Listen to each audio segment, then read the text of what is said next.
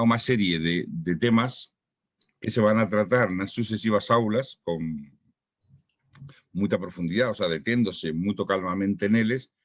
Y hoy, pues simplemente quería hacer un paseo por algunas de las lesoes que vamos a encontrar, y no todas, más algunas de ellas después se va a abundar. O libro, primero, aclarar algunas cosas, más o menos como recordasao da aula pasada.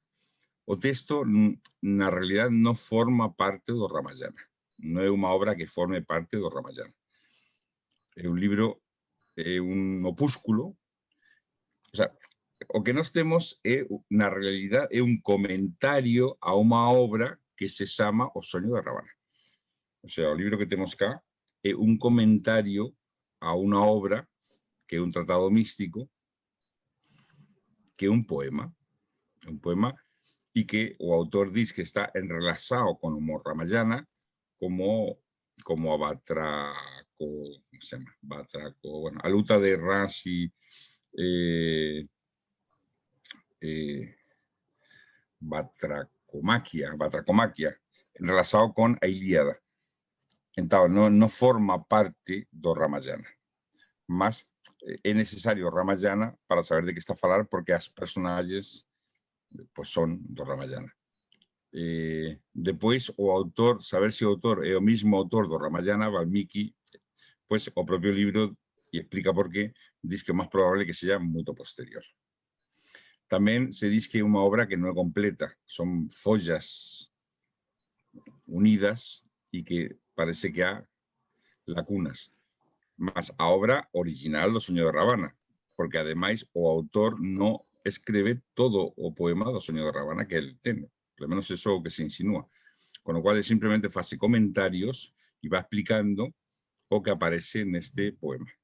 Y tenemos que ver a diferencia, pues, cuando aparece en verso, pues, do texto, por veces ese fragmento do Bhagavad Gita, por veces ese fragmento do Ramayana, por veces ese fragmento de otro Ramayana, que es un Ramayana espiritual que ven en otra obra diferente. O sea, y tenemos que ir viendo de dónde qué cada cosa para tener un poco organizado y no confundir los textos. Entonces, esta é a obra que ele comenta, y na realidad a obra é maravillosa na súa poesía, e aínda que está traducida do sánscrito ao inglés, do inglés agora ao portugués, mas o que é realmente sublime son os comentarios que facen. Os comentarios ten unha dimensão de unha profundidade filosófica e esotérica que é unha coisa que é verdadeiramente arrepiante. E a familiaridade con que trata estes temas.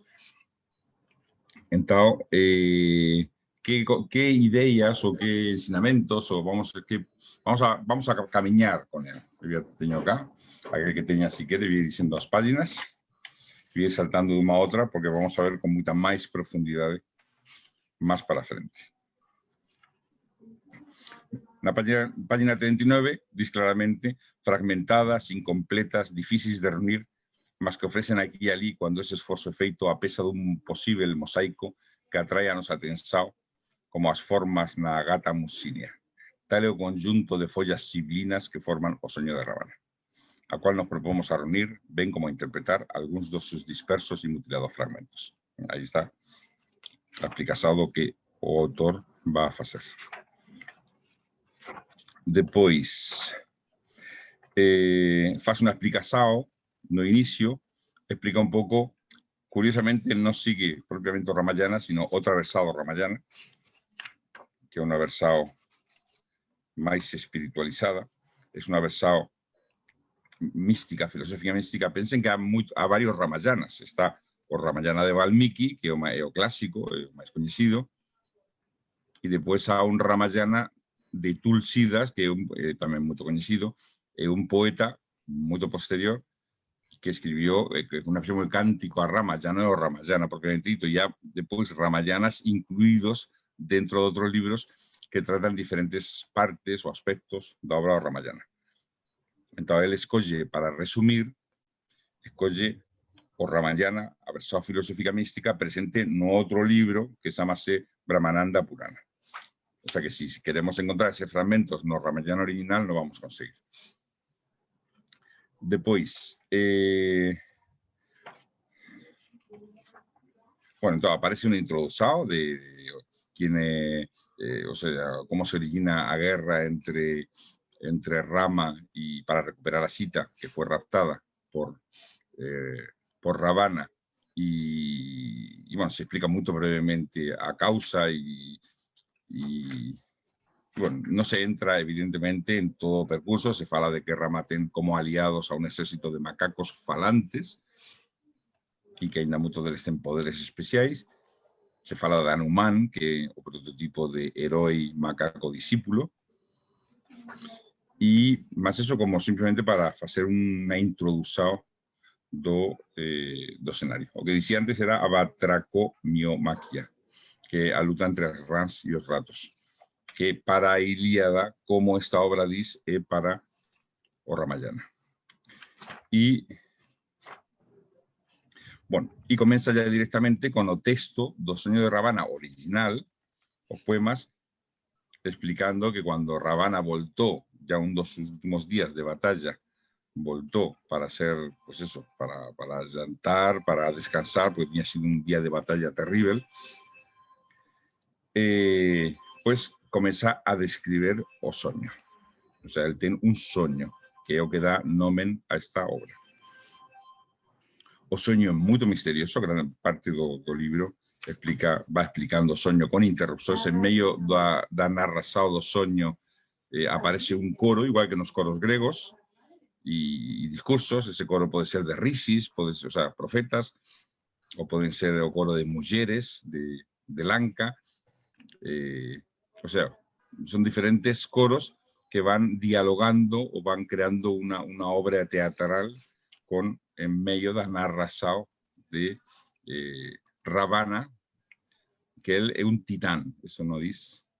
O sea, Rama é o propio Deus Vishnu encarnado en ser humano, é un avatar de Vishnu, igual que va a ser Krishna más para frente, y Ravana aparece casi como una encarnación do mal no Ramayana, mas no en esta versión no aparece así. Aparece como un titán. La mejor forma que tenemos para traducir a palabra asura, os asuras, que están en luta perpetua con los deuses, con los devas, que quizás a mejor forma es los titanes que lutan con los deuses. Entonces, pues, dice que se reúna con sello, porque tiene un sueño terrible, desperta agitadísimo, y que convoquen a los jefes militares, a los ascetas, a los yogis, a los profetas, o sea, los rishis, a los munis, que son los santos, o sea, que convoquen a todos, porque él quiere explicar el sueño, a ver si alguien puede descifrar ese sueño misteriosísimo. No sueño, él vagueia por una terra sin vida, desolada, y vagueia con una compañera, que aparece con el nombre de Floribel, y también muy misteriosa, que es llamada a misteriosa viandante, y no soño, él está en una tierra desolada, o sea, sin vida, donde todo está petrificado. Una mujer está con su gato petrificados los dos, las ciudades están desertas, las ruas abandonadas, y todo está en medio de una especie como de eterna saudade, eterna beleza, y cada vez que el sol nace, producen estos seres de pedra una especie como de gemido, hace una cansado que un gemido. Esa es a terra desolada. Creo que un dos ítems, y si no se va a incluir de alguna manera, dentro de este curso va a hablar un poco de a terra desolada y as tres mirajes. Va a ser un dos temas enteros de 1 hora y media. Él conta o soño y dice que vagueó, o sea, que estaba, y que ya detrás de la ia una mujer de grande beleza, y como dice aquí literalmente, a cual amei y reclamé ser miña, y embora ela surgise como alguien que yo conocía desde siempre, ela no era a miña generosa reina, a sombría Mandodari, ela parecía ser una mujer da cual nun longínquo e anterior nacimiento, centenas de millares de años antes, fui compañero terreno. Bueno, eso na página 69, se alguén ten. Esta muller é moito enigmática e quasi diría a alma de toda a obra. Y claro, no momento en que él comienza a contar este sueño, a un coro, página 69, de Risis, que son los profetas, los sabios profetas, comienzan a decir: Ravana, Ravana, estás confuso, cuidado, escuta esta verdad sublime, para o espíritu no há tempo, pasado o futuro, espacio o región, antes o después, aquí o ali. Comienzan a decir que na realidad ele non sabe se esa imagen do soño é do pasado, é do presente na súa intimidade, ou é do futuro, ou é directamente algo que está na súa alma de forma atemporal. Bueno, a descrição que faz dela, o sentido de amor absoluto que ten por ela, incondicional que sente por ela, claro, provoca pues todo un... Pensen que están no salón da corte, que están a oír todas as esposas de él, están presentes, y comienza a provocar o lamento de todas as mulleres, y especialmente da reina, ¿no? Da muller principal, de Mandodari. Y grande parte da obra, porque a obra é tragicómica, o sea, a obra é tragedia, é drama e é comedia ao mesmo tempo.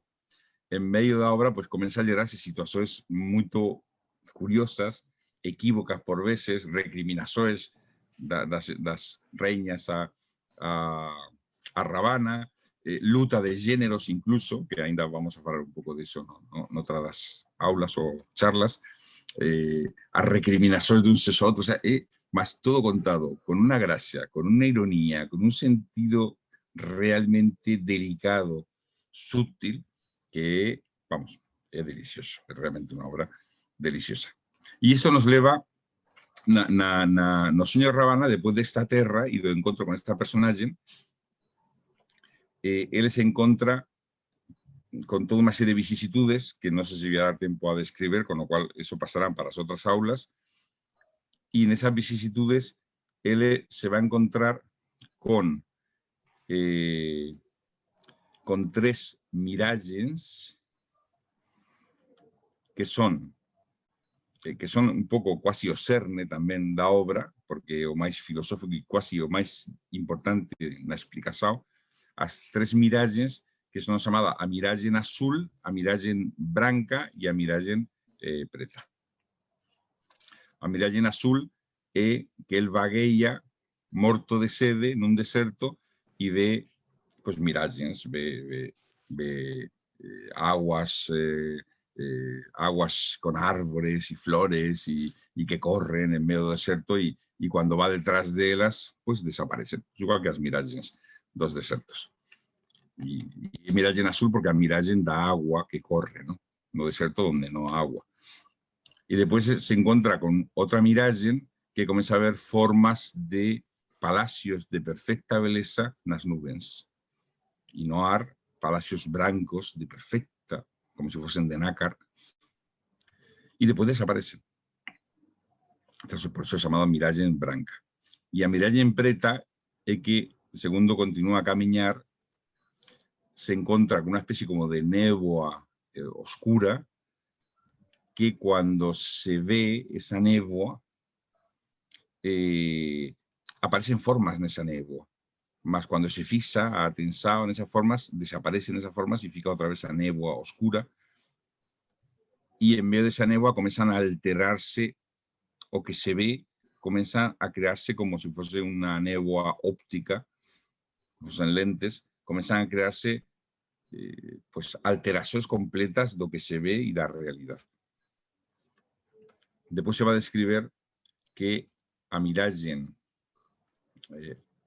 azul está enlazado con o espacio, con las relaciones de espacio, y con espacio como ilusado. Y a miragen negra está enlazado con o tempo, todo lo que faz o tempo a alma que encarna.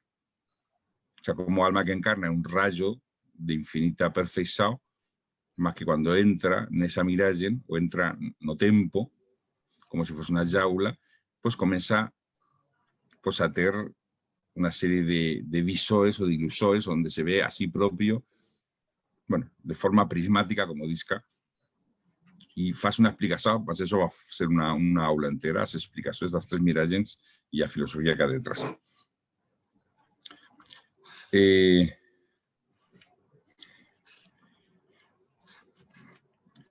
Después se les encuentra con a nave de, voy a resumir brevemente, va con esta compañera en esa especie como de desierto desolado. Esa compañera muy misteriosa se afasta de él para pensar, absorta en sus sueños con una especie como de grande saudade, y en un momento determinado, en una escena donde está él a reposar en él tiene un talismán donde vive una especie como de pequeña vaca, que es un talismán mágico para ella, y ese talismán cae no peito de él, y sin ese talismán, pues ella, digamos, elevada pelo fatum, pelo destino, ¿no? A ser extinta o a ser elevada, o, pues eso, a peor de las situaciones. Y séntese, en ese momento que perdió el talismán, está dormido Ravana, no sueño, y o sea, está a dormir no propio sueño, y ella va a un río que estaba muy perto y encuentra una imagen tipo Leviatán, una especie como de, no sé, parece un dragón, una baleia, o descrito como si fuese el Leviatán bíblico. Y es raptado por este Leviatán, comienza a gritar, y Ravana intenta salvar. Ella no sabe que tenía perdido el talismán, y esa es la causa. Él es un grande titán, es un grande guerrero, va con su espada, salta sobre esa especie de monstruo marítimo, tenta detener, no a manera, su espada se quebra y él comienza a pedir, continúa a pedir ayuda, ayuda, ayuda, y él se siente impotente y hasta que descubre que ainda que no puede hacer nada, sí ten sobre o peito o talismán de ella, pues tenía caído la, y después quizás consiga devolver o talismán a ella y consigue entrevistarse, consigue acceder a un reino que era el reino dos tritones, ¿no? Que vivían debaixo do mar, para que en conjunto un ejército de ellos consigan ver dónde que va ese monstruo marino, poder seguir y con ellos consiga aproximarse a un monstruo que va a estar raptando a ella, a mitología griega semejante a esto, y consigue lanzar o talismán para que la recolla, y ahora ella se pierde con un monstruo marítimo y con el talismán y ya no se fala más de ella. Y ahora pues él fica en una infinita tristeza porque siente que era compañera de su alma eterna, compañera eterna de su alma, una tristeza enorme, más cuando retorna, pues tiene toda una serie de visores que se relatan en el texto, y finalmente se encuentra, él ya no sabe si está ya o tiempo para adiante o para detrás, no sueño, sí que está a retroceder ao tiempo cuando comenzó, digamos, este ciclo, porque aparece o que teóricamente está no inicio do ciclo da humanidade actual, que comenzó con un avatar, que é o avatar do peixe, una forma de Vishnu, que encarna como peixe para liberar o mundo da grande inundación. Ese peixe va a arrastrar una especie como de arca de Noé, eso que en vez de ser Noé es llamado Manú. Ese Manú va a ser quien va a salvar a humanidad, salvando a 7 rishis, 7 personajes, 7 grandes sabios. Entonces él ve avisado do Deus convertido en gigantesco peixe, puxando de una nave, que a nave que leva sementes do futuro, porque todo va a ser anegado por las aguas, salvo estos 7 rishis que van a recomenzar todo. Y de propio convidado a entrar en esta nave, entra en ella y se encuentra con a luta mitológica, que es clásica en la India, de ese peixe con una personaje que es malvado, enormemente malvado, que es Hayagriva, que tiene una especie como de cabeza de caballo, y bueno, y en cierto modo él cae de la nave y casi muerto, no sueño, casi muerto cuando cae sobre ese monstruo que estaba a luchar contra o peixe, que é unha encarnación do Deus Vishnu. Bueno, isto é moito misterioso porque na realidad é o que está a facer ele con Rama, o sea, o que está a facer ese monstruo con forma de cabalo que luta contra o peixe, que está a levar o barco de Manu, onde ven pues, os salvados das aguas para reconstruir un mundo novo, é na realidad semellante a luta que está a ter ele como titán, como Ravana, como rei de Lanka, contra Rama, que tamén é encarnación de Vishnu. Non deixa de ser curioso esta relación. E todo isto aparece no soño, e o soño é interrumpido. É interrumpido cando el ve, sente a súa propia morte. O sea, o propio Ravana ve como están a facer o seu funeral. E ele está presente, mas non pode facer ni dizer nada, e están todos a xorar a morte do rei. Ese é un pouco o soño. E aí termina o soño e o que van a tentar explicar diferentes personajes, y en medio se cruzan varias historias muy simpáticas, divertidas, y por otro lado con explicaciones muy profundas, las cuales vamos a hablar pues, en las diferentes aulas. Esa es un poco de historia, para tener un poco o concepto. Ahora vamos con algunos dos ensinamentos muy brevemente explicados que van apareciendo a lo largo de esta obra. ¿Está bien? Voy muy rápido.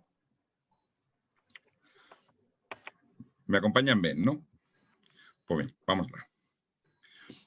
Un dos primeros ensinamentos que aparecen é quando na primeira explicación do soño de Ravana, bueno, explicación, ainda non explicación, é quando dicen os rises, cuidado, Ravana, non fiques confuso. E comeza a falar de o que é o espírito na realidade. Nós temos uma imagem do espírito que nasce muito da nossa educação judeocristã, y un poco de filosofía griega y un poco de iluminismo y un poco de cientifismo, todo aí faz una mistura da imagen que temos do que é o espírito. Mas na imagen da filosofía indiana, o espírito é unha realidade eterna, imperecedora, non creada. O espírito non é creado, si é eterno, non pode ser creado. É consustancial a realidade absoluta. Y entra en una especie como de mirage que creo que va a hacer que se convierta en un ente evolutivo. La propia evolución es como si fuese un sueño, una mirage.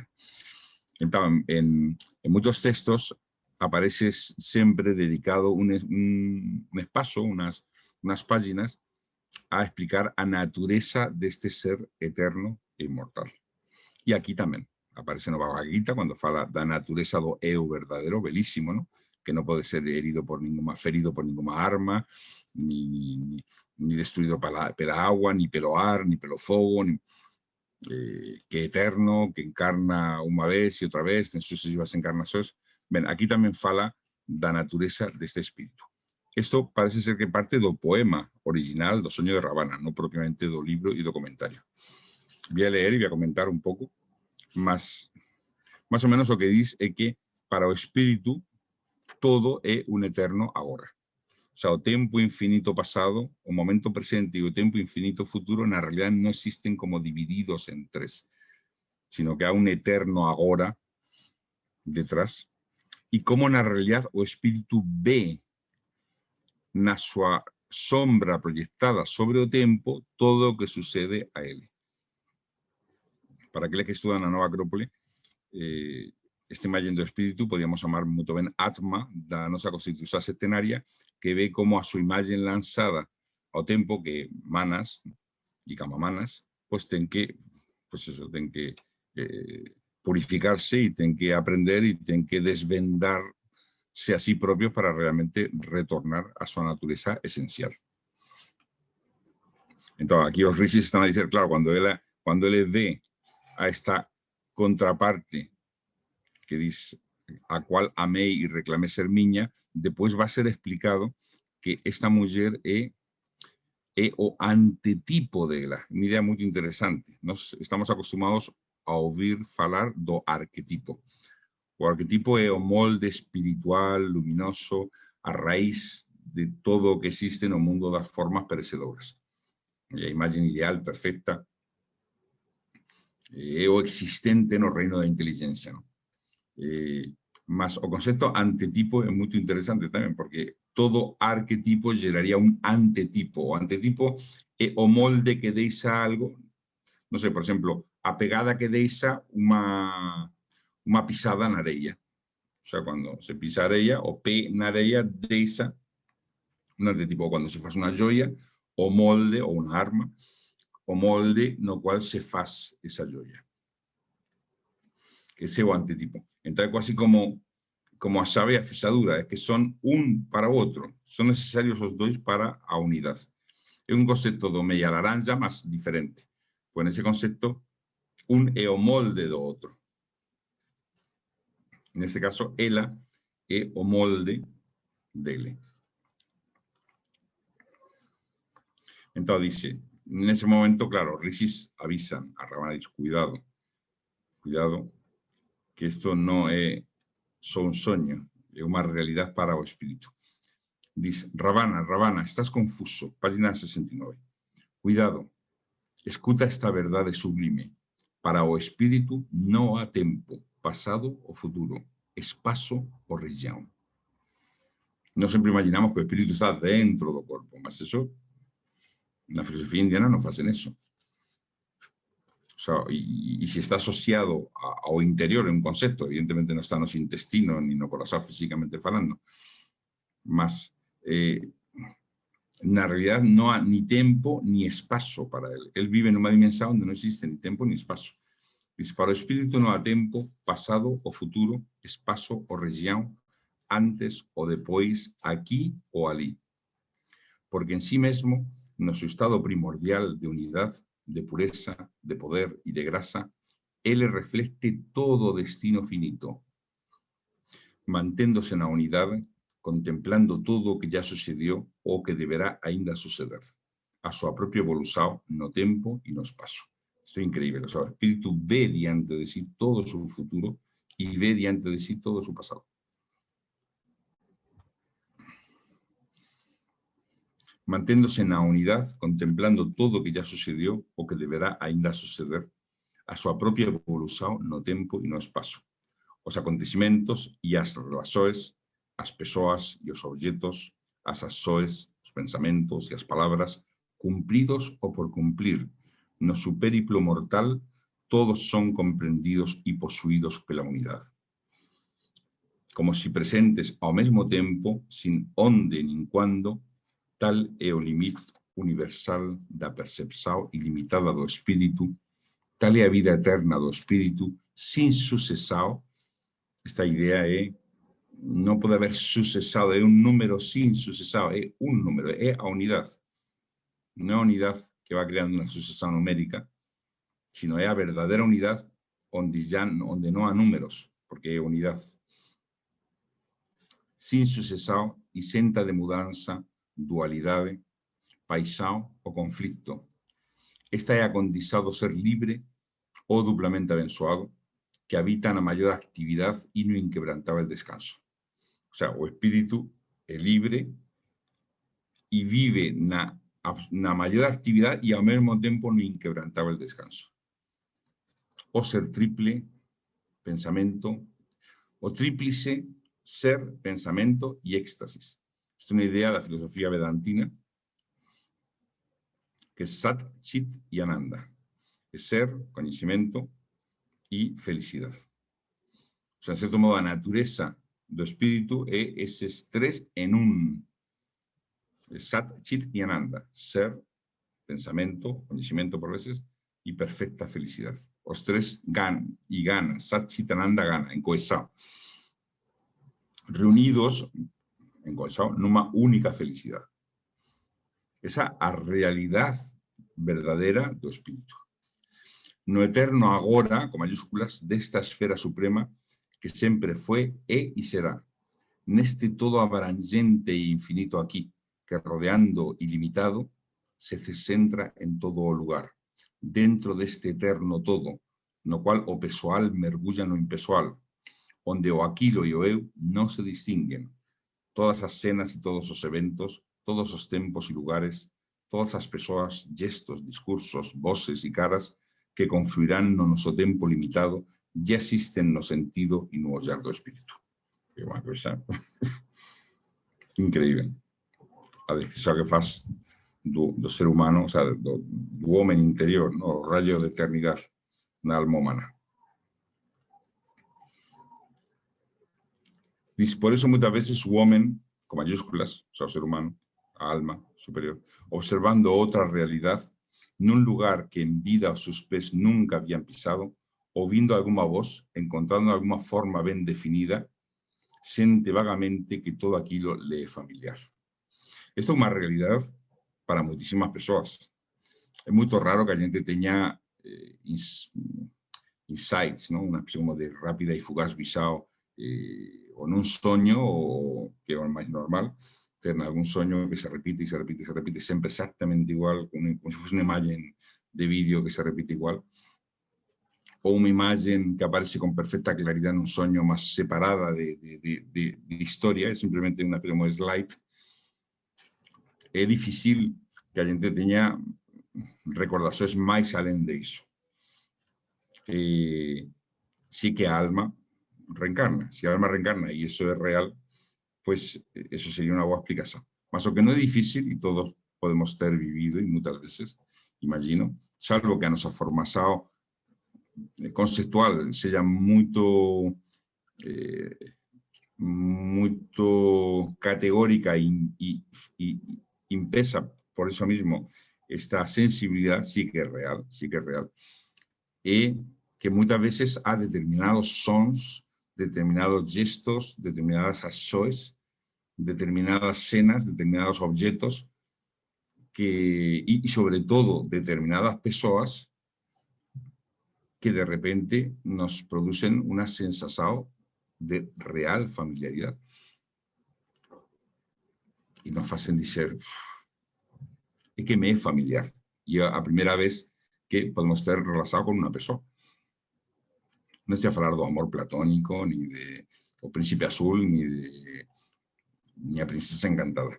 Estoy a falar de una sensación de familiaridad. O sea, como si esa persona no fuese familiar. Y a primera vez que pues tenemos conocimiento de ella y una sensación de grande familiaridad. Eso pienso que todos hemos pasado por esa situación, no es difícil. Por veces puede llegar a ser muy grande, hasta el punto de que así que yo conozco a esta persona, ¿dónde que me encontré con esta persona? Y nunca se encontró con esa persona. Y estoy a falar separando dos sentimientos, no estoy a falar de que existe un sentimiento asociado, sino una especie como de sentido de familiaridad. Entonces, aquí está muy bien explicado. Dice, o lugares, ¿no? O civilizaciones, o símbolos, o ensinamentos. Nos na Nova Acrópole dedicamos varios años a estudiar simbología de muchas civilizaciones, ¿no? Y es increíble cómo a personas que de repente se adheren a una civilización o a estudio y dicen, es que gosto muchísimo, no sé por qué, mas es que gosto enormemente dos símbolos, dos textos. Claro, esto no hay que favorecer a fantasías, al contrario, hay que decir, bueno, muy bien, es una experiencia interesante, ya está.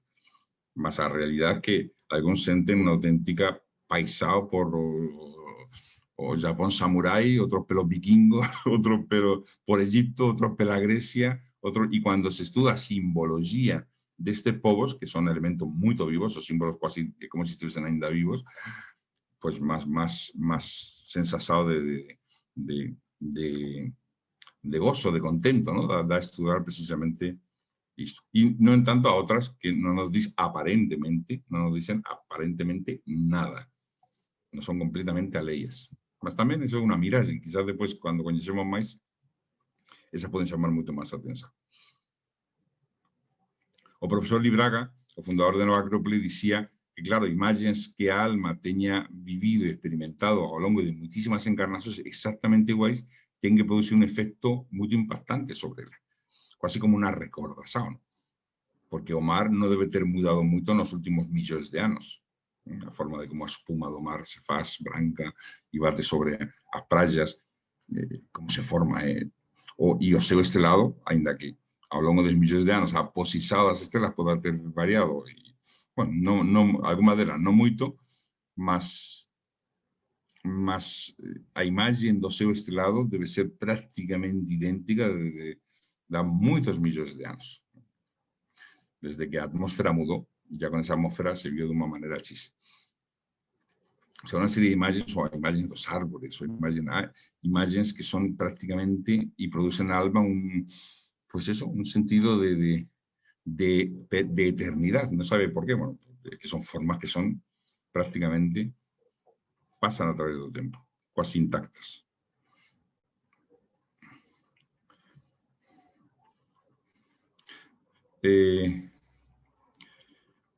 Estas escenas son vistas pelo espíritu arrebatado y sublime, no en un pasado distante, mas fora do tempo, cuando se retira para dentro de sí mesmo, para fora do mundo dos sentidos, das paixões e das riquezas, mergullando nese profundo, misterioso e iluminado sono.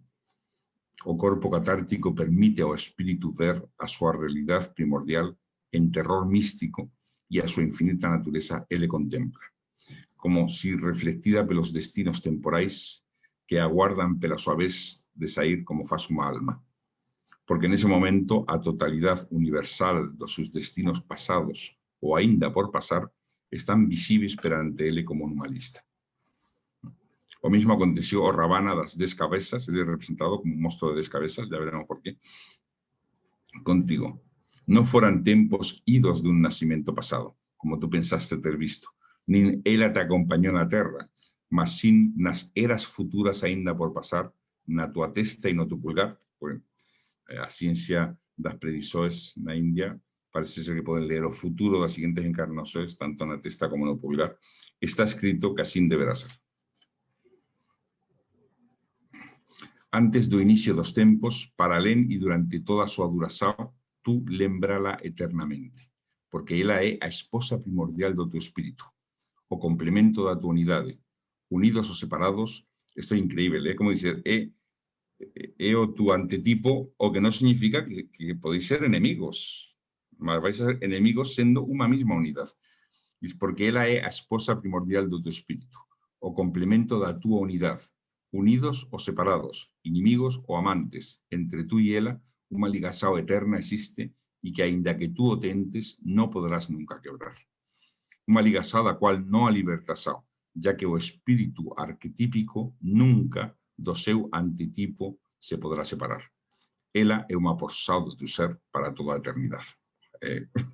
Si isto non é maravillosamente belo, simplemente sublime, non? E iso que está traducido nos ritmos originais, en sánscrito, debe ser unha cosa maravillosa. Bueno, entón, ese é un dos temas, a natureza do espírito.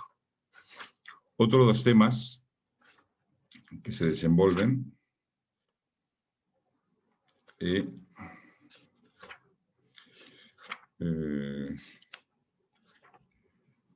o tema de rayas, tamas e sattvas, as 3 cualidades da materia, que van ser explicadas por Ricardo na próxima charla. Eu simplemente voy a mencionar a idea. Digamos que a sustancia ou a materia, prakriti, que le chaman, que é a natureza, ten todo aquilo que é material, ou é prakriti, natureza, pode asumir 3 cualidades. Na realidad, esas 3 cualidades están sempre presentes en diferentes proporções. En toda sustancia, sella da natureza, ou sella a propia alma humana, que tamén é unha sustancia e ten certa materia, tamén está sometida a materia, ten un vínculo material, ainda que de forma máis sutil. Entón, aquí se explica, quizás, o discurso máis impresionante feito nunca sobre a natureza destas 3 cualidades da materia, que é un tópico moito común na filosofía indiana, especialmente na filosofía Samkhya, mas nunca ninguén explicou isto e con os detalles que explica e as transformacións que experimentan estas 3 cualidades e como están presentes. Son, nos Upanishads primitivos eran chamados a cabra de 3 cores, a natureza mesma é chamada cabra de 3 cores, as 3 cores son o preto, o vermello e o branco, e se corresponden con estas 3 cualidades que son a inercia ou o defeito, que tamas, o exceso ou a sao impetuosa, que rayas, e a armonía, que é o estado de transparencia da materia diante do espírito, que é sattva. Entón, son comparadas con o propio estado en que vive Ravana, o herói, o rei de Lanka. Porque na realidad, Ravana representa a cualidad tamas, o sea, inercia, son comparadas ao carbón, ao fogo que permite que o carbón dé luz e a luz que sae dese carbón. Entón, a condición inicial de todo é a inercia.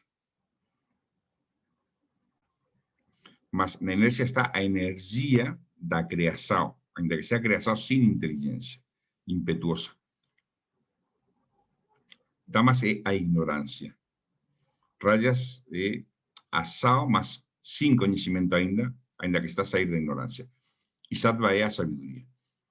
Então, Ravana representa, e vamos a ver con máis detalle, e explica o soño neste libro, é o herói que está a sair de tamas para rayas. O sea, no momento que él se lembra da súa alma inmortal ou do seu antetipo e recoñece esa alma inmortal, nese momento comeza a sair do soño da inercia, do soño de tamas. A súa esposa, Mandodari, a rainha principal, é a representación pura e propia desta condición tamas. E se explica por qué. E a forza que o move a Ravana a sair dese estado e ir na procura e salvar, ir a tentativa de salvar a súa alma inmortal e a condición de rayas. E conseguir salvar a súa alma inmortal sería ya sattva. Y esto se va a explicar con toda una serie de detalles y de cores y de elementos psicológicos, más eso va a hacer Ricardo. Y el texto como tal es sublime. Este texto fue incluido en una revista de la Sociedad Teosófica, principio del siglo XX, donde se fala del libro Sueño de Ravana, y se dice que el autor, que es anónimo, se ve que tiene un conocimiento de filosofía y da ascesis da mística o dos yogis da India increíble. E se puso na revista este texto. Mas é un libro do cual se falou moito, mas depois non se chegou a facer... A primeira edición que aparece comentada e con muitísimas notas e explicacións, a primeira que se fez no mundo en todas as linguas é feita por Ricardo Martínez, que fez un traballo realmente extraordinario, non só de tradução de inglés, sino que non é nada fácil, é un inglés shakespeariano, mas en todas as notas que ten incluído no texto, para facerlo máis comprensible. Bueno, entón, ese é outro dos temas. Outro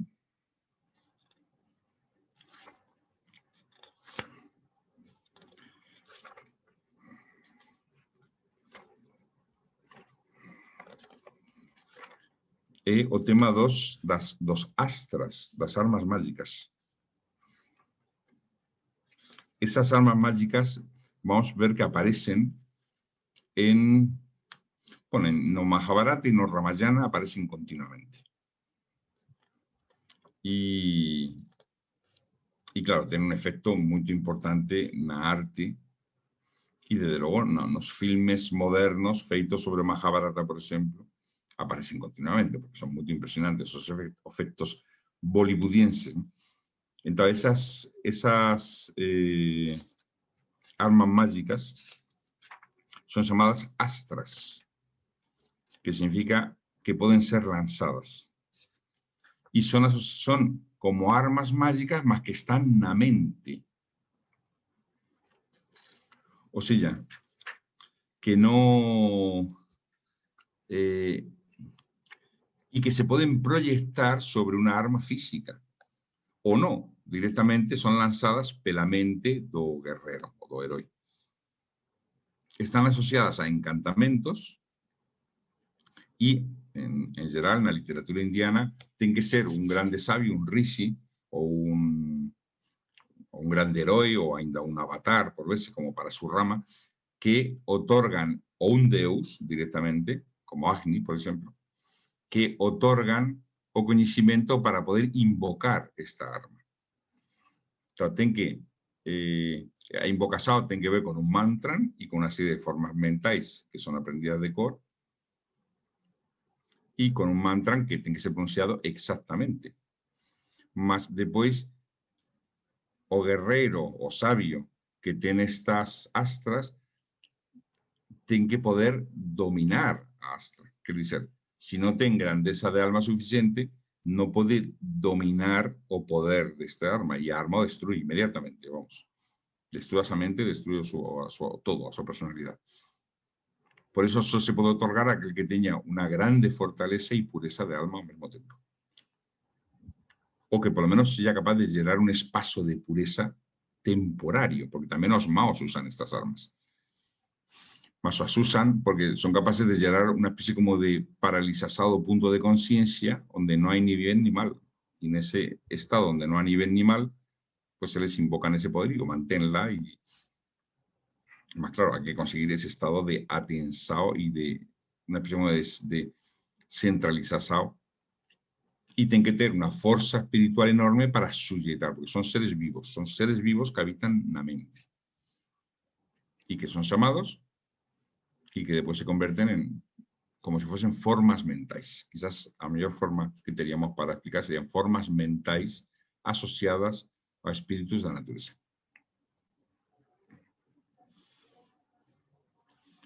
En este libro se destaca un fragmento do Ramayana, de auténtico Ramayana en este caso.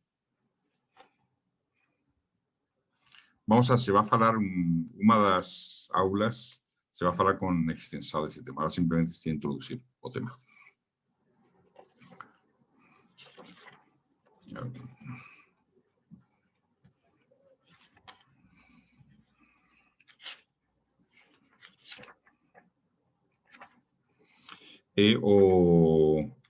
Aparece en el Ramayana como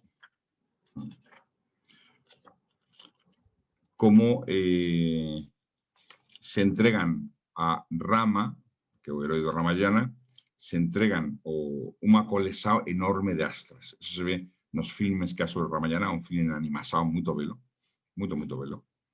Llámase Rama de Warrior Prince o de Prince of Light, tienen dos nombres, o Príncipe Guerrero. Y ellas aparecen como seres de luz que son entregadas pelo sabio a él, a Rama. Y entonces, pues, lo que dice el texto, en la página 152, Entao, virando a su fase para oriente y ya purificado, o eminente Muni, o sabio, deu a Rama, totalmente satisfeito, esta incomparable colección de astras. A pose das quais é difícil ate para os propios deuses. Estes astras, en tao satisfeito, fueran por él oralmente entregues a Rama. En cuanto Muni, susurrando, repetía toda a colección de mantras o feitiços. Os astras surgiran na súa forma corporal e permaneceran en frente do príncipe. E todos aqueles astras, en júbilo e con as mãos unidas en sinal de veneración, dixeran a Rama: aquí estamos, generoso Raghava, prontos para te servir. Comándanos. Rama, aceitándoos con gentileza e tocándoles con a súa mão, a todos dio a orden: habiten na miña mente e, ao seren recordados, sírvanme. Bueno, y después vamos a ver que son una especie como de dardos mentais o psicológicos que eran equivalentes a esas armas físicas, más en otros planos de conciencia, y podían ser evocados con la mente y con la voluntad. Y tienen nombres curiosos, ¿no? Astra do Gelo, por ejemplo, o Astra da Xuva, o Astra do Medo, o Astra do Pánico. Todos son nombres, o da Sedução, o Encantamento. Tiene que ver con el poder magnético que tiene la alma humana, porque por veces no es necesario conocimiento de mantras y de operaciones mágicas. Y el propio poder magnético de la alma humana puede producir eso. O sea, por veces una persona con las sus palabras no puede producir el efecto de faca de hielo. O sea, como si cortase lo que no somos, como si realmente fuese una faca gelada. Eso es una literatura, cuando en la literatura se explica un poco las relaciones entre las personas y lo que siente una o que siente otra, pues eso, con la sensibilidad propia de un poeta, muchas veces aparece eso. Realmente son o destruzado y dispersado, o paralicia, por ejemplo. O sea, infinidad de astras o incineración o enloquecimiento, ¿no? Estos son nombres de diferentes astras. O astra do diluvio, o astra da verdade. O sea, donde es obligado a que se diga verdad, no puede. O al contrario, astra da mentira, donde toda a gente que recibe ese dardo, pues parece ser que entra numa onda de mentir, mentir, mentir. Por veces os films hollywoodienses parece que tienen ese mantra, porque en Hollywood, en muchos filmes de Hollywood se ve absolutamente normal que todo el mundo menta continuamente para defender os seus intereses. O sea, é unha coisa, é aceite como casi como si fuese lógico. Sí, pues sí, ¿por qué vas a decir la verdad? ¿Por qué a verdad? ¿No? Mas no digo a mentira piadosa, ¿no? Sino a mentira como o acto máis banal, simple, lógico e continuo da propia existencia. É como se unha sociedade tivese caído só o feitiço de esa arma mágica. Digo, falando un pouco en plan literario. Esos son os astras. É un dos temas que aparecen tamén moito ben explicados, de forma moito equilibrada. Aparece depois numa das notas feitas pelo traductor, por Ricardo, aparece o catálogo de armas con os seus nomes que aparecen no Ramayana. E ben, algúns son... Pensen que por veces os nomes poden variar, mas algúns que son prototípicos e aparecen con os mesmos nomes tanto no Mahabharata como no Ramayana. Algúns poden destruir o mundo entero, ¿no? Como se fose... E o que nos filmes, porque na literatura non fica claro, aparece como que van a lanzar unhas flechas, geralmente están asociadas ás flechas. Tensa no arco, claro, é a forma da mente, ¿no? O arco representa a mente. Tensa o arco, pronuncia o encantamento, como se fosse unha flecha, e a flecha é o pensamento, mas con o conteúdo dese encantamento que va a producir esa ação. E o que faz o autor, e vamos a ver no todas as aulas, con máis detalle, comparar eses astras con elementos do mesmerismo, do magnetismo, da hipnosis, e de como realmente se poden producir eses efectos nesas condições, ou como aínda, por veces, nas guerras, ou en situacións moito tensas, de repente unha palabra pode gerar un pánico entero, ou un símbolo, unha imagen, ou algo, de repente provocar un pánico en todos os que están a lutar e sair todos a fugir. O que sucedió, por exemplo, con os hicsos cando tentaron entrar nos templos de Tebas, ¿no? Que é referido, ¿no? Que chegaron lá, quisieron entrar con os carros en medio dos templos, e según se iban aproximando, os cabalos comenzaron a encabritarse, a dice que non conseguían entrar, que non, e que foron forzados pelos homens a tentar entrar no recinto dos templos, e de repente se desató unha corrente de pánico, e saíron todos a fugir, e nunca máis voltaron a tentar entrar. ¿Qué pasó lá? Son formas mentais. E evidentemente na antigüedade, e además eso se sabe, nos exércitos había gente especializada na creación, sacerdotes, non eran guerreros, sacerdotes especializados na creación desas formas mentais que depois se podían convertir en desánimo, se podían convertir en medo, en tristeza, en perda de optimismo ou en, non sei, en elementos que depois ian a ser como unha especie como de guerra psicológica, guerra psicológica, no fondo, guerra psicológica. Bueno, outro dos temas que se trata e asociados aos astras é o tema dos siddhis.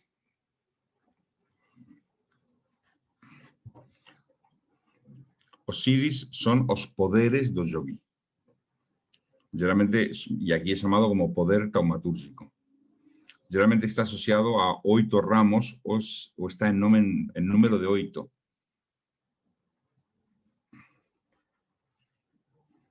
E é o final de todo un proceso de despertar da alma, no cual a alma, cuando se abre, igual que unha árbore cuando crecen os ramos, unha planta cuando crece, abre os seus pétalos finalmente, a flor, ao sol, desa mesma maneira existirían siddhis espirituais e siddhis psicológicos. Esos siddhis están asociados a cousas moito concretas, mas é moito posible que teña unha interpretación literal e ao mesmo tempo simbólica. E son, digamos, a terceira parte do ensinamento da sabiduría, bueno, práctica, trascendental, é chamada acá. Entón, por exemplo, aquí aparecen una serie deles, aparecen máis do que 8, mas, por exemplo, a autonutrição, a capacidade de regerar os fluidos vitais sin necesidad de alimentarse. Bueno, esto se sabe en la historia dos santos de todas as épocas, que algunhas persoas en condicións moito especiais e nunha vivenza de santidade pura podían permanecer un ano entero sin alimentarse nada de nada e estar con perfecta saúde. Como se dicía dos cabaleros do Grial, ¿no? Que o propio Grial alimentaba aos cabaleros, ¿no? Con esos fluidos espirituais. Eu imagino que, dado que existen tantas historias e moitas veces narradas por xente que vivió junto das persoas, imagino que pode ser certo. Mas tamén imagino que eso é un poder yógico, o sea, un siddhi. Simplemente faz unha serie de exercicios e que saia, debe ser muitísimo máis do que iso. E tentar facer iso como algo que é fácil, que todos poden facer, a xente que pensa que pode permanecer sin comer e sin beber durante un ano entero. Bueno, tamén hai moita xente que morreu tentando repetir e facer iso. O sea, moita xente que morreu porque unha persoa teve a felicidade de dictar un libro de como facer e a xente acreditou e comezou a facer e encontraron moitas veces mortos na montaña con o libro dela na mão e elas mortas en medio da montaña. Unha cousa horrible. É unha locura colectiva directamente. Mas, como toda locura colectiva, sempre hai algo que provoca que se explore como locura colectiva, algo que en semente é real. Reposo, que é a capacidade de descansar en cualquier lugar, tempo e sobre cualquier circunstancia. Todos gustaríamos ter este siddhi. Se dice, bueno, pues ahora voy a descansar en cualquier posición, en cualquier lugar, rodeado de cualquier tipo de fesos, hoyos, y descanso completamente. Y una serie de él que, como vamos a comentar en otra aula, simplemente veis a gravedad, a capacidad de aumentar o peso infinitamente, así como de se tornar inamovible face a cualquier poder retrasado, físico, emocional, energético, mental, etc. De aquí no me muevo. Bueno, esto, no sé si alguien de vosotros gosta das artes marciais e gosta do Aikido. Hay documentarios en vídeo de como fundador do Aikido, Moreu Ueshiba, que siendo ya un velliño pues, de 70 anos, que debía pesar 50 kilos como moito, porque era moito baixiño, sentado, simplemente, e inmóvil, y 6, 7 persoas tentan mover, no consiguen mover, como si fuese una rosa, igual. Y él hace un movimiento con la cabeza así, y salen despedidos a varios metros. Bueno, eso quizás debe ser algo semejante a este siddhi. No es que aumente o peso nunha báscula, nunha balanza. Quizá nunha balanza no pesa 1 tonelada, mas para a xente que o quere mover é como se pesase 1 tonelada. Esa é a metamorfosis, por exemplo, isto se fala moito nas tradicións mágicas, a capacidade que ten e aparece moito na literatura indiana, a capacidade que ten, pues neste caso os titáns, os asuras, os feiticeros, ou aínda por veces os sabios, de asumir a forma que se quera. O sea, asumir a forma de un animal, a forma de lo que se quiera. O sea, é como se fose proyectar a conciencia, tirar a conciencia de su lugar natural e proyectar e que se converta a forma que é percibida, ou quizás real, non só que é percibida, sella a que se quera.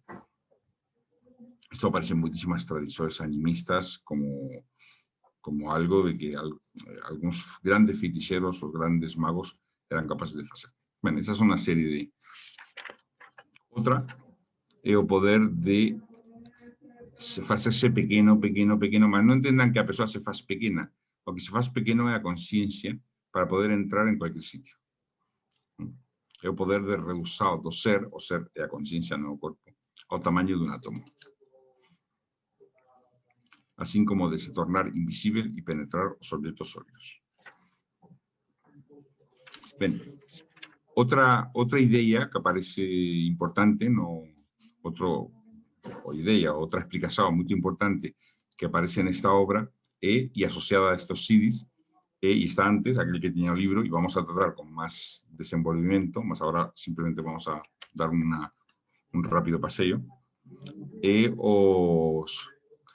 as tres grandes buscas da sabiduría trascendental indiana. Está na página 166. A primeira é autoconquista, conquista de sí mesmo, que se divide en tres ramos, no último parágrafo. Un, tiaga, que renuncia ao mundo e abandono de todas as coisas que dele facen parte. Dois, dentro da primeira, vairagya, ou adquisição de uma indiferença frígida, sem nenhuma importância, e da ação desinteresada a través do silenciamento de todas as paixões e desejos. Estos son los verdaderos degraus da filosofía trascendental. O sea, llamemos o yoga, por de otra manera, llamemos como filosofía, Vedanta, llamemos Sankhya, os degraus son estes. O que eu quero dizer que realmente o degrau, o sea, os degraus que permiten a conquista espiritual non son simplemente facer certos exercicios e posições ou pronunciar certas máximas, ou meditar e orar, ou facer certas visualizações. É muitíssimo máis profundo do que isso. O sea, pensen que o primer degrau de quien fixese esta escada, e claro, isto é o fin, é como unha senda que leva, serpenteia pela montaña e depois, nun momento determinado, ya comeza este proceso. Mas antes hai que chegar por esa senda que serpentea pela montaña te a porta. Mas unha vez que se pase a porta, o primer degrau é a renuncia ao mundo total. Abandono de todo o que forma parte do mundo. Abandono mental, non abandono físico. Non é necesario abandonar físicamente, como dicía Séneca, ¿no? Que o irmão, él recriminou a su irmão, o filósofo Séneca, que era gobernador de unha provincia, o sea, era casi como un rei de un país, e diz que estaba demasiado colado a súas riquezas e que ia sufrir moito desa maneira, que tiña que ser moito máis humilde e liberarse de tantas riquezas, e él recriminou ao irmão, tú de que me falas, si tú eres o home máis rico de Roma, él era en aquela época o home máis rico de Roma, Séneca, e sí, mas eu teño as riquezas nun lugar mental onde me poso de facer delas cuando quera sin sufrir absolutamente nada. Ao contrario, as riquezas son para mí un peso de responsabilidad más que, o sea, poderse liberar, de renunciar ao mundo e a todo aquilo que forma parte dele. O segundo degrau deste primer ramo é ser indiferente a todo, prazer, dor, catástrofes, suceso, fracaso. Pois, estes son vairagya. Y además asao continua, desinteresada, asao en beneficio de los otros, asao sin tener un interés, una procura de deseo de nada, silenciando todos sus deseos y paixões. Y o tercer degrau do primeiro ramo desta filosofía trascendental é tapas automortificación. O sea, o esforzo consumidor, se traduce como si fuese como fogo. Un esforzo consumidor que vaya consumindo a propia personalidad, que vaya quemando todas as sementes kármicas. Que, mal entendido, é asociado con dolorosas penitencias, o sea, como se facían os yogis da India antiga, como se facía no cristianismo santo, que se infringían penalidades corporales. Mas, na realidad, é mellor considerarlo como arder nun esforzo continuo. E a segunda, ese é o primeiro ramo. O segundo ramo sería a contemplación, que ten 3 degraus. O primeiro é yoga, no seu significado real, que é unión, yug en sánscrito é unión, que é a reunión do espírito disperso a través do autodominio. O sea, o espírito que está disperso, que se concentre nunha bola de enerxía, unha bola de forza, de ser, afastando das janelas dos sentidos que dan para o mundo externo. O segundo degrau deste segundo ramo sería samadhi, que é o éxtasis místico interno, é o despertar do mundo espiritual, é o despertar da alma ao mundo dos arquetipos, se falamos en linguaxe platónico, e que é un resultado dunha continua concentración. É o resultado da prolongada autoconcentración. Dhyana, que sería ya a sabiduría trascendental. Aquí traduzco como gnosi, o conocimiento intuitivo, y que se convierte en clarividencia. É a condição original do espírito, cuya restauración es fruto de la disciplina precedente. Y esta segunda, leo una tercera ramo, que sería Siddhi, que son los poderes taumatúrgicos que se llenan en la alma de aquel que fez todo este percurso. Bien, ese otro, dos temas.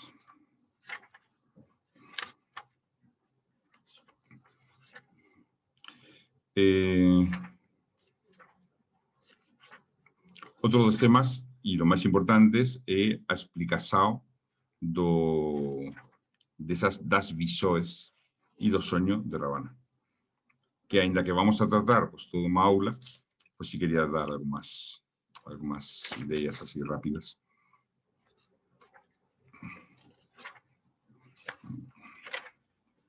A ver.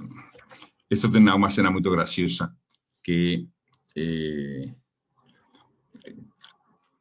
primero a una perspectiva curiosa de Ravana. Ainda que vamos a dedicar más tiempo a esto, digamos que Rama representa o herói dentro de una llave psicológica, representa o herói solar e interior dentro de todo ser humano. Es como Deus que vive dentro de cada uno como herói solar interior. Es o perfecto rey dentro de cada uno. O rey perfecto y justo. Y Ravana representa o egoísmo que reina en nos, mas procurando todos sus deseos. Por eso él a exposición más clara de un concepto indiano que se llama Ahamkara, que significa Ahame Eu, cara vehículo, o vehículo do Eu, que é a cualidade da alma quando entra na matéria e se reconhece separado do resto das pessoas e esse se converte no centro do nosso egoísmo. De certo modo, o que representa Ravana sería o eu de 10 cabezas dentro de un. Imaginen dentro de nós una força que surge de nosso propio egoísmo y que se vira en todas las direcciones del espacio procurando aquello que desea en cada una de ellas. Y que es furioso, es devastador, es destruidor, no se sujeta a armonía, no es fillo da ignorancia, y no en tanto es a alma nesa condición. O sea, a alma nesa condición y esa condición es obligada por el propio contacto con la materia.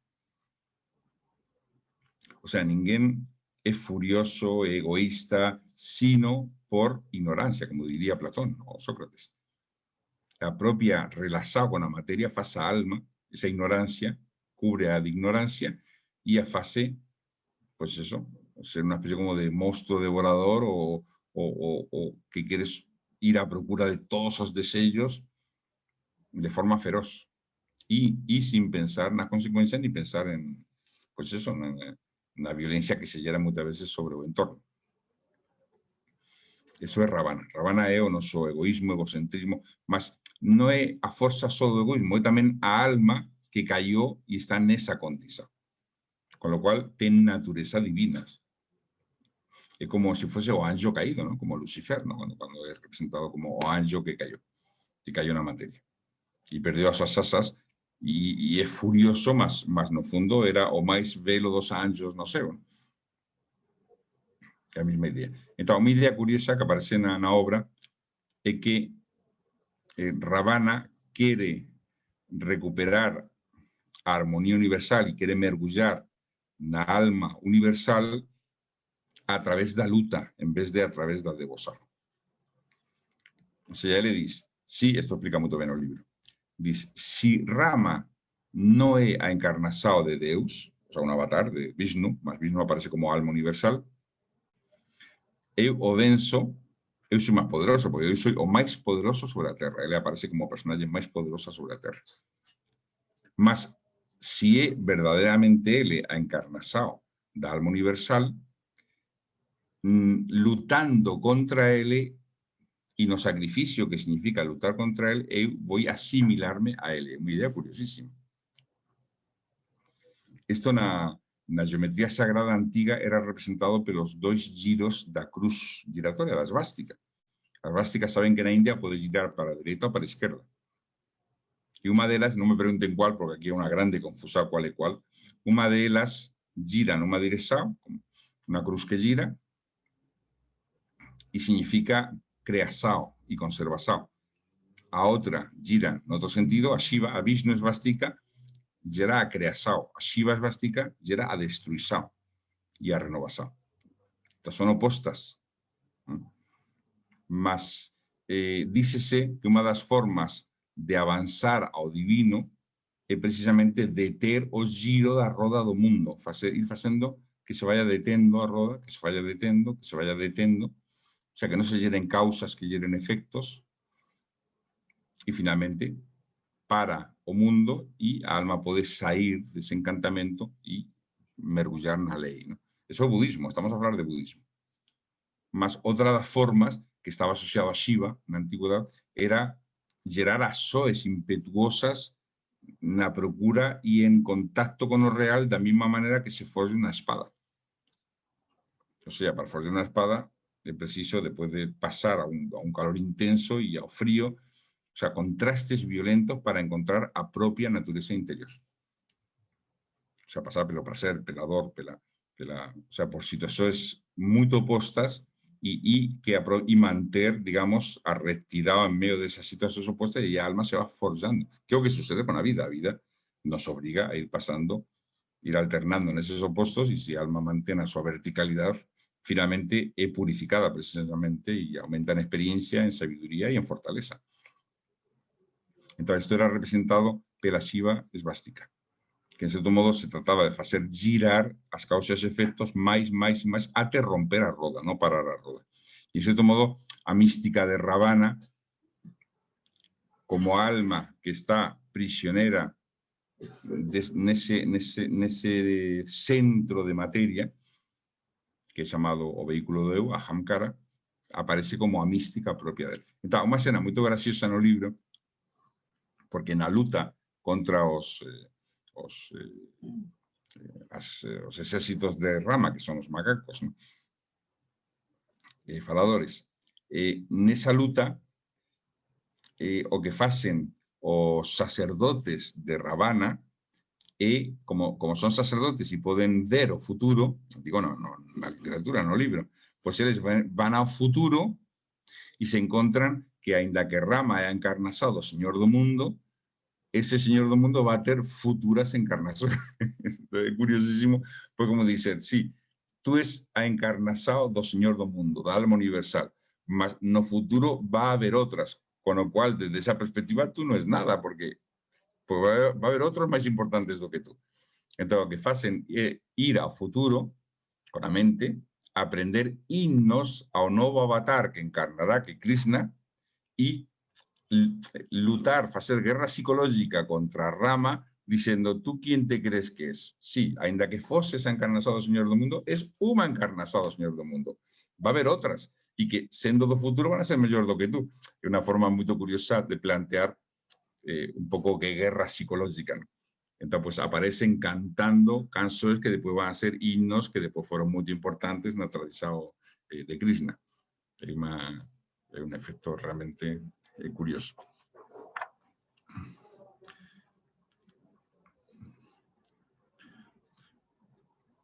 Bon, respecto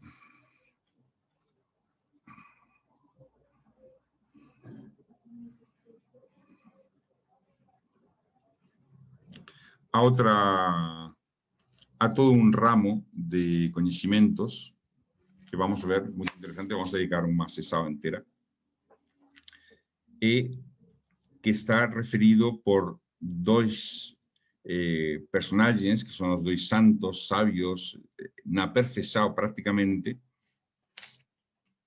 que son, por un lado, Marisa e, por outro lado, Ananda. E os dois ten retiros espirituais. Os dois son chamados para interpretar o significado do soño de Ravana. Mas, na realidad, representan as dúas formas máximas que pode significar o esforzo intensivo pela libertación da alma humana. ese esforzo puede ser, segundo está avisado y dedica bastantes páginas de bellísima poesía. Por un lado está un aversado egoísta, que levaría en cierto modo a magia negra, porque a magia negra é a sabiduría más egoísta y o poder más egoísta. Y por ser egoísta no atende aos direitos de ninguén. Mas, por outro lado, ten cuidado con o karma. Que eso se ve muito ben no texto. Marisa, ese rishi, se dedica a facer obras de magia y servir a Ravana para convertirse en veado, y ese veado va a encantar a Sita, y gracias a que fica encantada y que Rama va detrás de ese veado mágico, pues Sita es raptada por Ravana. Y ese veado es ferido por la flecha de Rama, y claro, este rishi no quería hacer lo que decía Ravana. Dice, no, eso tú me estás a hacer que yo te ayude a raptar a mujer de otro hombre. Eso va a generar un karma terrible. Que no iba a hacer eso. Mas claro, como Ravana es el rey dos titanes, dice que no vas a hacer, claro que vas a hacer, si no te destruye. O sea, te ficas exterminado. Y otro comienza a hacer cálculos y dice, pues,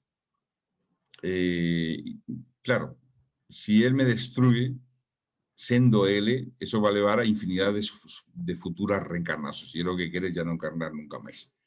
Mas, si yo sirviendo a su engano soy ferido por la flecha de Rama, siendo Rama un ser divino, eso me va a llevar a libertad. O sea, faz cálculos. O sea, es una mística calculista. Es una procura de no encarnar nunca más por deseo, no por amor, ni por bondad, ni por generosidad, ni por deseo de libertad da alma, sino casi por un deseo de libertad egoísta y de espiritualidad egoísta. Entonces aparece un poco muy bien descrita como es o retiro de él a sus prácticas místicas, o efecto que le provoca, sobre todo en las mujeres y en las crianzas. Es curiosísimo. Y o contrario do otro é o Rishi Ananda, que é o prototipo de felicidad, de amabilidad, de sensatez, de reflexao, de idealismo. O sea, es completamente luminoso y donde no hay un átomo de egoísmo na súa mística. Entonces é curioso porque se representan faz a faz as dúas, e por eso vamos a dedicar unha aula entera porque é muito interesante analizar todo o que dice de cada un deles. Se analiza faz a faz eses dois camiños. Aquele que procura egoístamente a súa espiritualidade e que quizás si dedica muitísimo esforzo pode conseguir coisas, e aquel que o faz o mesmo, mas con unha generosidade e un inegoísmo e unha bondade e unha amabilidad maravillosos. Entonces, cada uno debe tener un retiro diferente.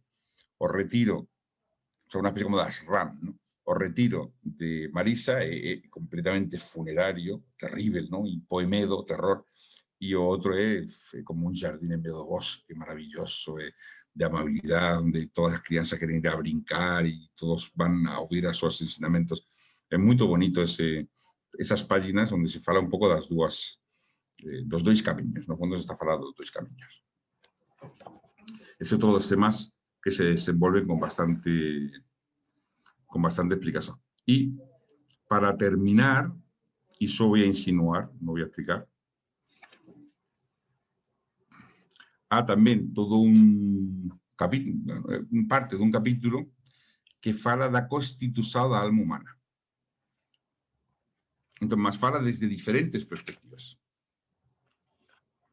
O sea, fala, y aquí he identificado con la filosofía Vedanta, ainda que en la filosofía Vedanta también diferentes textos en diferentes épocas quizás facen diferentes categorizaciones, y a máis coñecida é a de 5 vehículos ou cosas, son 5 involucros, mas aquí o fase de forma diferente, aquí o fase en base a 2. Diz o ser real e o ser imposto. O ser real é a nosa verdadeira natureza esencial, espiritual, libre, infinita, perfecta,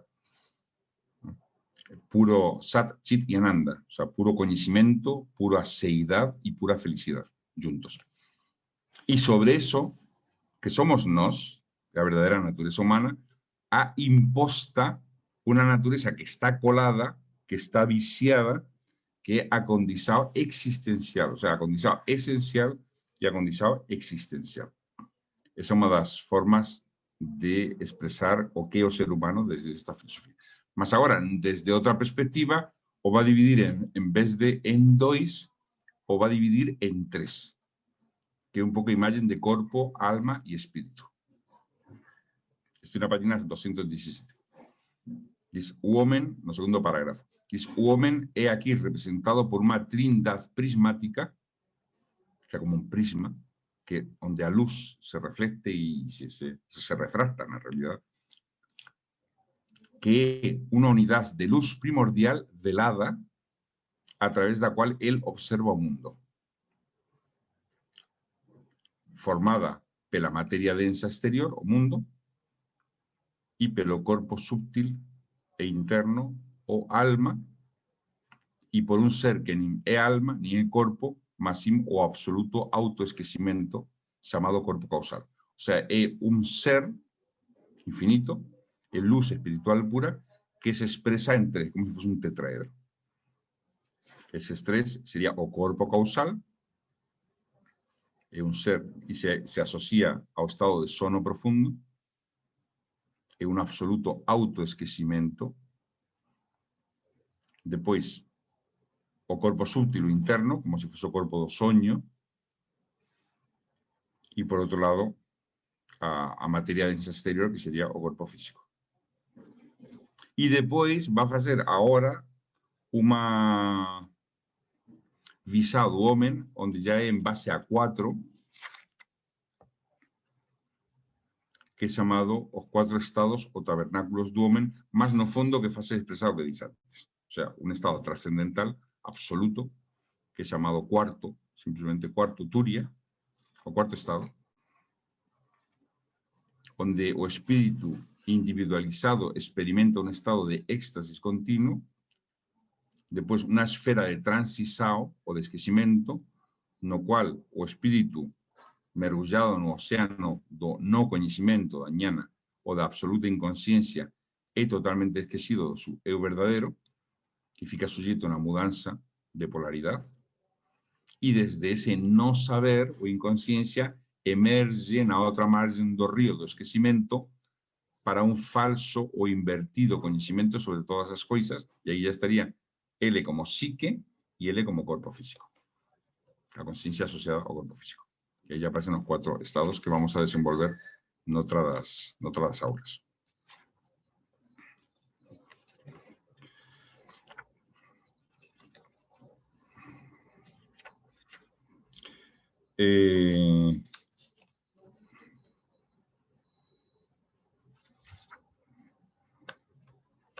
A un parágrafo donde está a explicar como o significado da terra desolada, no deserto do soño de Ravana, representa o noso mundo. O noso mundo é a terra desolada.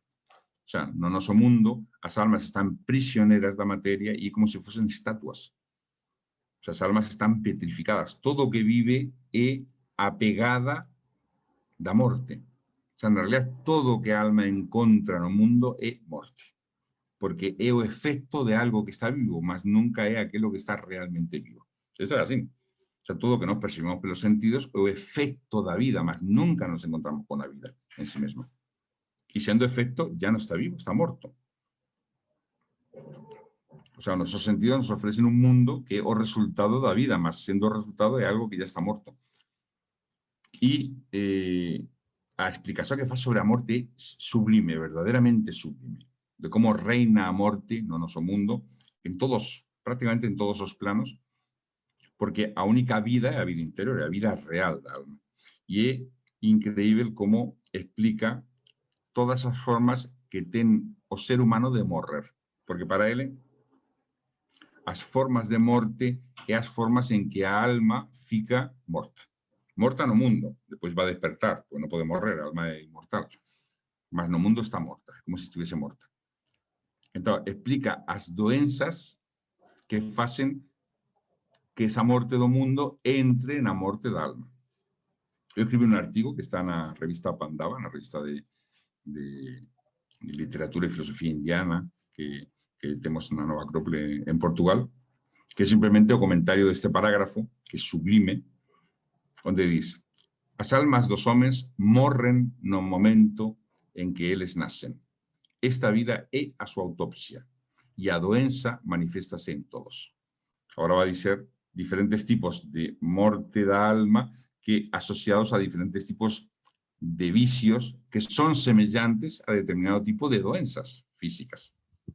Entonces, ha relacionado de ese vicio que mata a alma con a doença física, como si fuese una cristalización de ese vicio, es verdaderamente sublime. Por ejemplo, dice: un morreu enloquecido pelo orgullo. O sea, o orgullo para alma es como estado de locura numa pessoa normal. Esta persona ficou loca. Pues eso es lo que faz o orgullo con a alma. O sea, perdió completamente ya o sentido de medida das coisas. Outro morreu exaltado pela raiva. O sea, o que faz a raiva, como doença, a raiva esta que cuando te morde un can, etcétera, etcétera, é o que se produz na alma, a raiva que mata a alma. Un leproso debido a sensualidad. O sea, a alma morre da lepra cuando es sometida a sensualidad. O sea, se deja levar pela sensualidad. Porque es como si alma fuese arrancada a pedazos, de la misma forma que sucede con un cuerpo de un leproso, ¿no? Que va cayendo a pedazos. Alma sensual quebrada en pedazos es como comida, ¿no? Igual que a pele de un leproso. U otro sufría da febre da ambição. O efecto da ambição na alma humana é o equivalente da febre para o corpo. Outro do desejo insaciável de ganancia. Es una doença que mata a alma. Geralmente los egipcios decían que no hay peor doença para alma de todas que a cobiza, que el deseo insaciable de ganancia. Además dice que no se sale de otras se puede salir, pero de esa es prácticamente imposible salir. Es extremadamente difícil salir. Otro do veneno maligno da vinganza. O sea, vinganza o efecto que produce en nos, o deseo de venganza, o efecto de un veneno que nos va corroindo. Otro da ictericia da inveja. Otro debido ao insaciável cancro do ciúme. Outro debido ao exceso do amor propio. Outro da paralisia da apatía. Es increíble. O sea, a apatía é para a alma como a paralisia do corpo. O sea, que no se puede mover. A alma no se puede mover cuando nos deixamos levar pela apatía. Dice: muitas son as doenzas, mas a morte é o resultado común para todas elas. Sim, aquí triunfa a morte física e moral. Os mortos han o mundo manifestado. Os mortos dan a luz máis mortos. Porque, claro, toda alma que non está desperta no mundo está morta. É como se estivese morta. Entón, o que nos vemos son persoas mas cuyas almas non despertaron a súa verdadeira vida con mayúscula. É como se estivesen mortos. Como cando no cristianismo diz: deixai que os mortos enterren os mortos. Sim, aquí triunfa a morte física e moral. Os mortos dan luz a luz máis mortos. O morto leva o morto a pira funeraria. O morto camiña pelas rúas cumprimentando os outros mortos e negocia con eles, compra e vende, e cásase, e produz. E durante todo ese tempo non sabe que todos eles non pasan de sombras e de fantasmas. Esta terra de silencio e de sombras, pela cual a tua alma camiñou na tua visao, o titán, é o mundo, pelo cual o tu corpo morto agora camiña acordado. Renuncia a isto e aniquila o rei a través do ascetismo e da divina sabiduría para que regreses á vida real. E aí é onde ven a explicación das tres miragens. E explica como unha miragem é o efecto que produz o espazo na alma, onde a alma alonga e acurta os espazos e as distancias segundo os seus desejos. A fantasía, o efecto que produce a fantasía na alma, o sea, a imaginación que non responde aos arquetipos, aos ideais, e o efecto que produce o tempo na alma. E para terminar, agora sí, voy a leer simplemente, ainda que vamos a dedicar unha aula entera a estas tres miragens e as súas explicacións, más o que diz sobre o espacio de tempo, que verdaderamente sublime. Non se expliquen si é difícil, é denso, porque vamos a tentar explicar frase a frase numa das aulas. Aqueles que ten o libro, a página 230, el tercero parágrafo. Dice, a miralla en azul, esta de donde él soñaba que iba pelo deserto y veía como ríos y lagoas y miralles de vida, ¿no? Un oasis como oasis. Dice, a miralla en azul que opera no espacio, alterando as suas relações y que faz aparecer un lago de agua a distancia de un brazo para de seguida o afastar para longe, iludindo eternamente o ollar con distancias voláteis e imaginarias, representa a natureza transitoria, ilusoria e irreal do propio espacio. O espacio no ten existencia real no espíritu. No pasa de una condição, esto es genial, llamar condição ao espacio, como diría Kant decía mesmo, no pasa de una condição no cual o espíritu, una vez aprisionado aos grillões do intelecto y confinado a cela da alma, totalmente inmovilizado y acorrentado a aprisado corpo, é obrigado a observar o exterior de forma fragmentada, vendo o ser verdadeiro que é esencialmente un. Repito. Repito, no pasa de una condición na cual o espíritu, una vez aprisionado aos grillões do intelecto y confinado a cela da alma, totalmente inmovilizado y acorrentado a aprisado corpo, é obrigado a observar o exterior de forma fragmentada, vendo o ser verdadero, que é esencialmente un, mas que aquí é representado de forma separada, multifacetada y sucesiva. O espacio no pasa de un mero meio, no llegando a ser un fin. É un método de análisis, o espacio, un intervalo o un limite que permite as múltiplas figuras a través das quais o intelecto expresa difusamente a totalidad que una, porque desde a súa actual natureza fraccionada, onde se encontra aprisionada na maior solidão, non pode contemplar a unidade. Tamén o tempo é un meio e non un fin. É un método de análisis, un intervalo o un limite, a través do cual o intelecto pode contemplar as sucesivas partes que forman o pensamento uno, eterno e divino, cuando éste se subdivide en ideas fraccionadas y sucesivas, tal como o sentimento uno, eterno y divino, cuando revelado a partir de las naturalezas limitadas prehistoria o por eventos sucesivos y separados. É isto que significa a miralla negra, que para o espíritu o tempo non ten existencia real, é apenas un método necesario y un instrumento do intelecto finito. Bueno, y con esto, que creo que es bastante denso, vamos a ver si podemos explicar en aulas sucesivas, pues hemos feito un percurso rápido por algunas das ideas más importantes, los ensinamentos, bueno, entre otros muchos, más importantes de este libro y que vamos ahora a tratar ya cada un de ellos de forma bastante desenvolvida en las aulas sucesivas. En la próxima, lo que se va a tratar es sobre las 3 cualidades de la materia.